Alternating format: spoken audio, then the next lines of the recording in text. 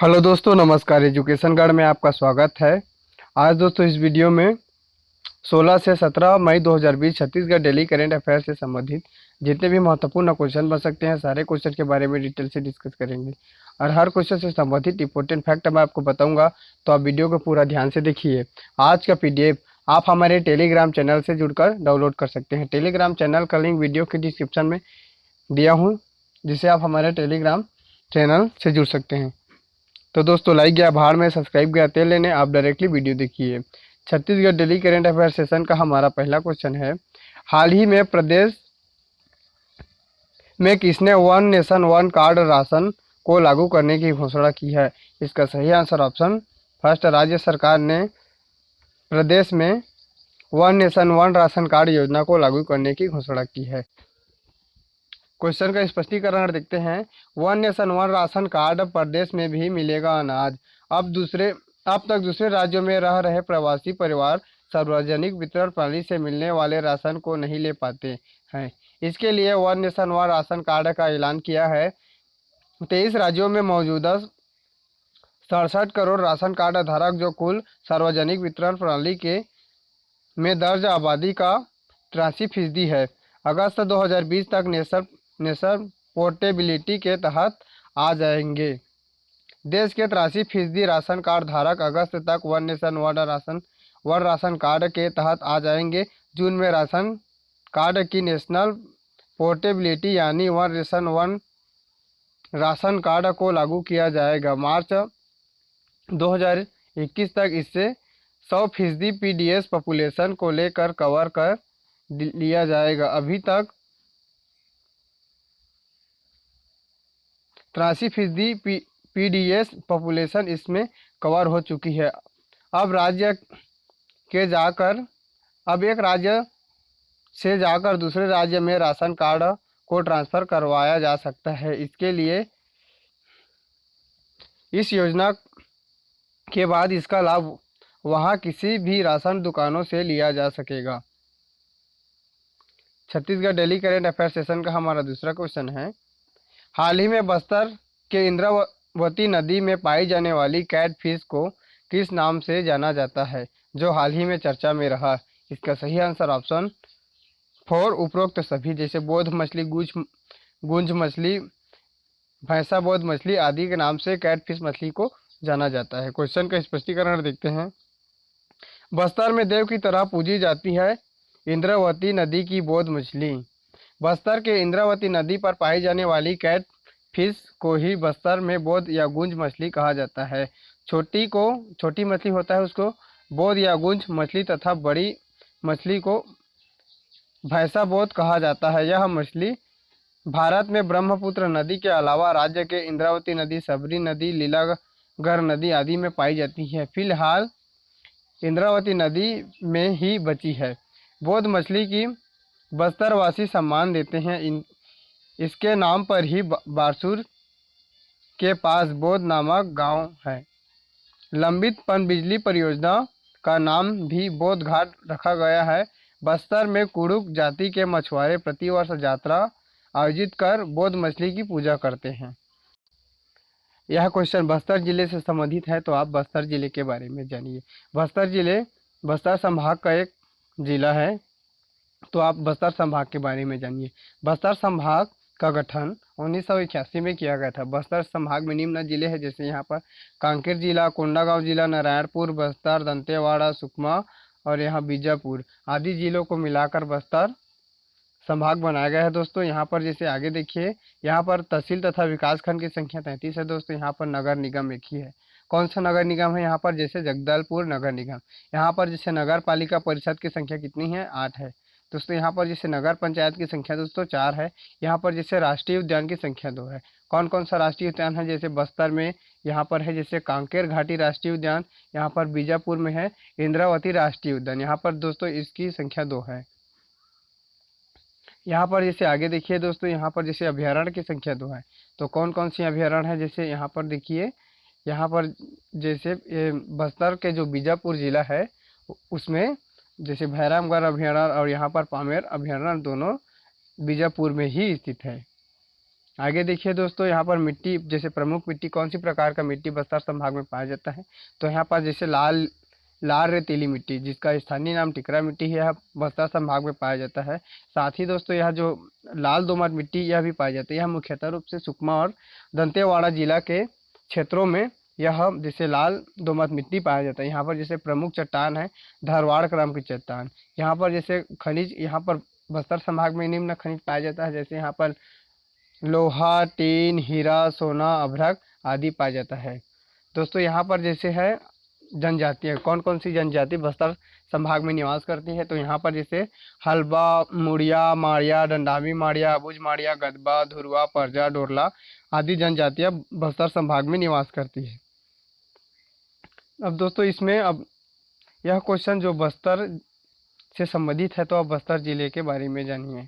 बस्तर जिला को आप छत्तीसगढ़ के मैप में देखिए, यह बस्तर। बस्तर में दोस्तों यहाँ पर प्रसिद्ध जलप्रपात है, जैसे चित्रकूट जलप्रपात। आगे देखिए दोस्तों, यहाँ पर जैसे बस्तर जिले का गठन कब हुआ था। बस्तर जिले का गठन 1948 में हुआ था। बस्तरपुर जिला का जिला मुख्यालय जगदलपुर है। बस्तर इंद्रावती नदी के किनारे बसा है। इंद्रावती नदी को बस्तर का जीवन रेखा नदी भी कहा जाता है।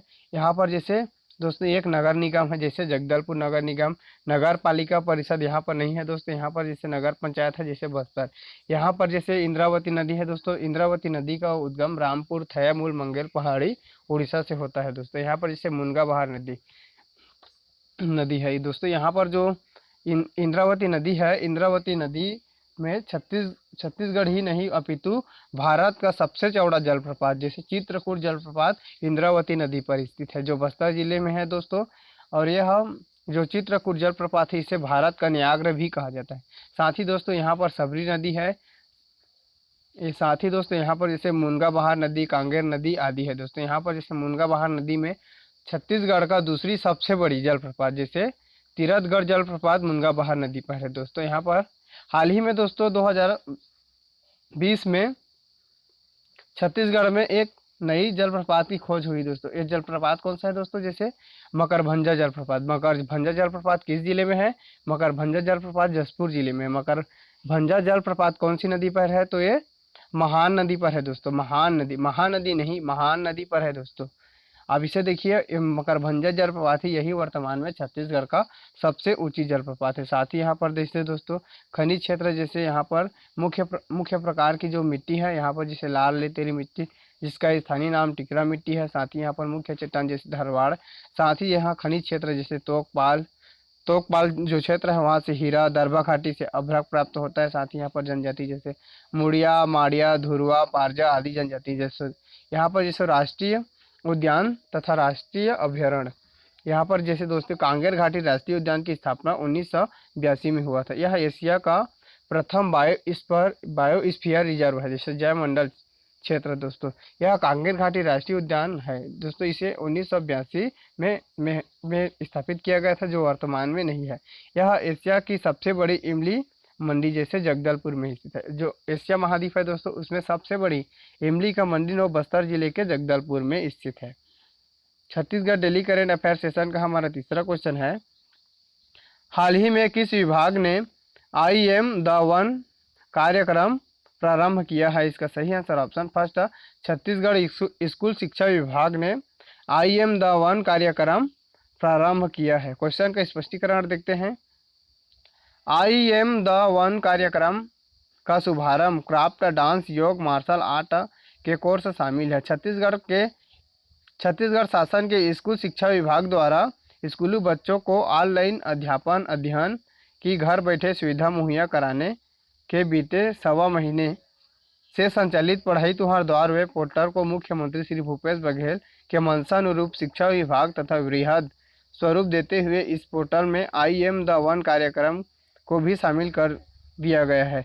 इसके जरिए स्कूली शिक्षा विभाग को शिक्षा के साथ साथ अब भिन्न कलाएँ की भी शिक्षा दी जाएगी। यहाँ पर जैसे अपनी बच्चों अपनी रुचि के अनुसार वेब पोर्टल के माध्यम से अपनी कला प्रतिभा को निखार सकेंगे दोस्तों। यहाँ पर जैसे इसके बारे में और डिटेल्स है, इसको आप वीडियो को पॉज करके पढ़ लीजिए। Chhattisgarh daily current affair session का हमारा चौथा क्वेश्चन है, हाल ही में चर्चा में रहा सिंगल विंडो प्रणाली किससे संबंधित है? इसका सही answer option second, Chhattisgarh RERA से सिंगल विंडो प्रणाली संबंधित है, जो हाल ही में चर्चा में रहा। अब ये किस लिए चर्चा में रहा, तो आप आगे देखिए वीडियो के स्पष्टीकरण में। जैसे यहाँ पर है, देश भर में लागू होगी छत्तीसगढ़ का रेरा की सिंगल विंडो प्रणाली। छत्तीसगढ़ रेरा द्वारा विकसित सिंगल विंडो प्रणाली देश भर में लागू होगी। आवास एवं शहरी कार्य मंत्री हरदीप सिंह पुरी की अध्यक्षता में विभिन्न राज्यों के रेरा के अध्यक्षों और रेरा के अपीलीय अभिकरणों के अध्यक्ष की वेबिनार में मीटिंग हुई। इसमें छत्तीसगढ़ रेरा द्वारा किए जा रहे कार्यों का सराहना की गई। साथ ही रेरा की सिंगल विंडो प्रणाली मॉडल को साझा करने की बात हुई। छत्तीसगढ़ रेरा के अध्यक्ष श्री विवेक ढान ने बताया कि भारत सरकार द्वारा रेरा दिवस मनाने और कोविड-19 रियल इस्टेट पर दुष्प्रभाव को कम करने के उद्देश्य से यह वेबिनार किया गया। अब दोस्तों यह रेरा से संबंधित है, तो आप भारत में रेरा के बारे में जानिए दोस्तों रेरा क्या है और कैसे यह रियल इस्टेट, इंडस्ट्रियल और घर खरीदारों को प्रभावित करता है। दोस्तों यहाँ पर जैसे इसके बारे में आगे देखिए, भारत सरकार ने 26 मार्च 2016 को real estate regulation and development act 2016 अधिनियमित किया और इसके सभी प्रावधानों को 1 मई 2017 से लागू किए।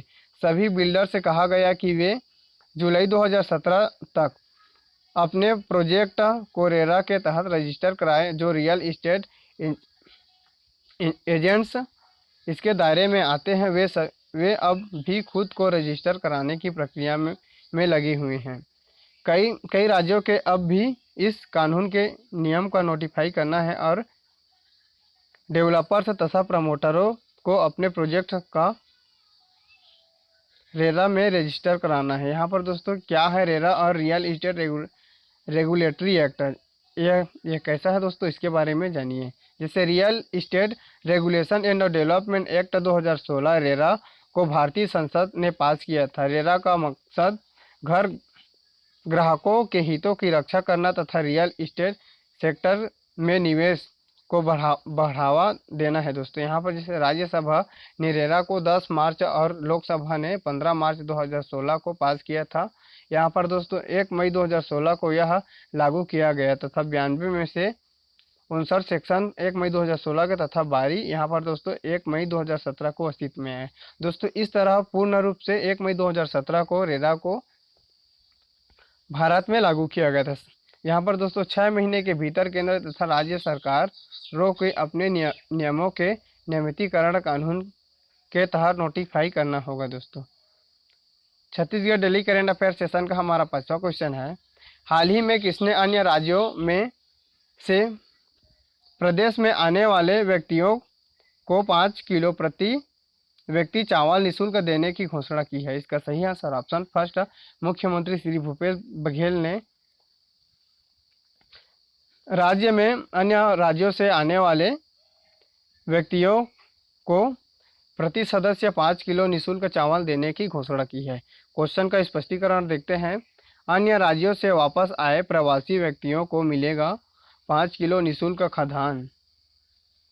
मुख्यमंत्री श्री भूपेश बघेल के निर्देशन पर एक बड़ा निर्णय लिया गया कि जिसके तहत कोविड-19 के लॉकडाउन में फंसे अन्य राज्यों से वापस आए ऐसे प्रवासी व्यक्तियों जो राज्य और केंद्र के किसी भी योजना के अंतर्गत राशन कार्डधारी नहीं है। दोस्तों यहाँ पर उनको भी दिया जाएगा जिनके पास राशन कार्ड नहीं है। दोस्तों उन्हें मई और जून माह के प्रति सदस्य जिसको 5 किलो खाद्यान्न दिया जाएगा। दोस्तों यहाँ पर मई और जून का मतलब एक सदस्य को 10 किलो चावल दिया जाएगा। साथ ही यहाँ पर जैसे खाद्यान्न निःशुल्क प्रदान किया जाए, जो ये चावल देंगे वो पूर्ण रूप से दोस्तों निःशुल्क होगा। जारी परिपत्र में पंचायत एवं ग्रामीण विकास विभाग तथा राजस्व एवं श्रम विभाग के जिला अधिकारियों के द्वारा पात्र प्रवासी व्यक्तियों की पहचान कर उन्हें सूचीबद्ध करने का कार्यवाही करने का को भी यहाँ पर मुख्यमंत्री श्री भूपेश बघेल ने निर्देश दिया। Chhattisgarh daily current affair session का यह वीडियो आपको कैसा लगा, कमेंट बॉक्स में कमेंट करके ज़रूर बताइए। धन्यवाद।